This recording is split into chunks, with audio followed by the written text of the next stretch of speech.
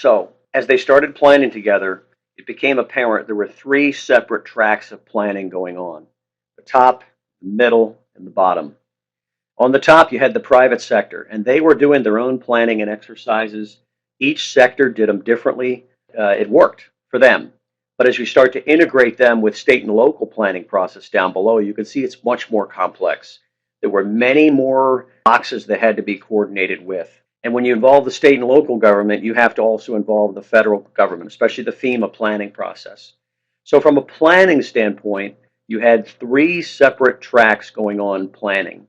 So as they began to put this together, they thought, what we ought to be able to do is to pick one problem like power restoration. And as we move to the right, we look to bring joint public sector, private sector, state and local teams together to plan. We need to do annual exercises, and we need to integrate FEMA and the federal agencies into that process. This slide captured the various pieces of this and how we have to, as we move left to right, how we have to start looking towards how do we create a planning framework, how do we do annual exercises, how do we integrate the federal government.